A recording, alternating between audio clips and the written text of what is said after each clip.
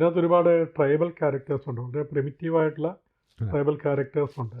Okay അത് നമ്മൾ അവരെ തന്നെയാണ് കൊണ്ടുവന്നിരിക്കുന്നത്. ഓക്കെ ഇതിൽ ഉപനായികയായിട്ട് വരുന്ന ആ, ഒരു ഒരു ഒരു പെൺകുട്ടിയുണ്ട്. ഒരു 15 വയസ്സ് പ്രായമുള്ള ഒരു പെൺകുട്ടിയുണ്ട്.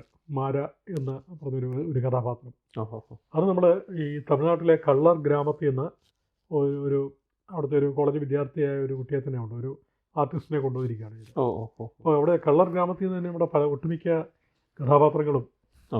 ട്രൈബൽ കഥാപാത്രങ്ങളൊക്കെ അവിടെ നിന്നുള്ള ആർട്ടിസ്റ്റുകളാണ്. ഓക്കെ അതൊക്കെ പ്രിമിറ്റീവ് ട്രൈബ്സ് തന്നെയാണ്, ഓഹോ കള്ളർ ട്രൈബിൽപ്പെട്ടവരാണ്. ഓക്കെ പിന്നെ നമ്മുടെ വയനാട്ടിലെയും അട്ടപ്പാടിയിലേക്ക് ഇരളർ തന്നെയാണ്, ഇരള ട്രൈബിൽപ്പെട്ടവർ തന്നെയാണ് ഈ കഥയിലെ പല കഥാപാത്രങ്ങളെ അവതരിപ്പിക്കുന്നത്. ഓക്കെ അപ്പോൾ അല്ല, കേട്ടിടത്തോളം ആ ഒരു ക്യാൻവാസിന്റെ വലിപ്പമാണ് എനിക്ക് കൂടുതൽ മനസ്സിലാവുന്നത് കേൾക്കുമ്പോൾ.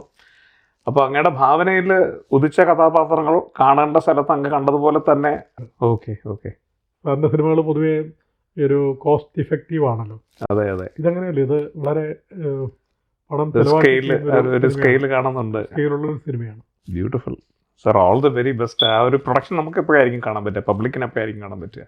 ഇപ്പം ഇത് പല ഇൻ്റർനാഷണൽ ഫെസ്റ്റിവലുകൾക്കും അയച്ചിട്ട് വേൾഡ് പ്രീമിയർ മിക്കവാറും ഏതെങ്കിലും ഫെസ്റ്റിവലിലാവാനാണ് സാധ്യത. ഓക്കെ, ഇന്റർനാഷണൽ അപ്പോൾ അതിന് ഇന്ത്യക്ക് ശേഷം പുറത്ത് തന്നെ ആയിരിക്കും. എനിക്ക് തോന്നുന്നു ഒരു സെപ്റ്റംബറിന് ശേഷമേ കേരളത്തിൽ റിലീസ് ചെയ്യാൻ സാധ്യതയുള്ളൂ. ഓക്കെ ഓക്കെ കാര്യം സെപ്റ്റംബറോടെ മിക്കവാറും ഇന്റർനാഷണൽ ഫെസ്റ്റിവൽസ് പലതും കഴിയും. ഇപ്പം ബെർലിൻ, വെനീസ്, കാനുണ്ട്, അങ്ങനെ പല ഫെസ്റ്റിവൽസ് ഉണ്ടല്ലോ.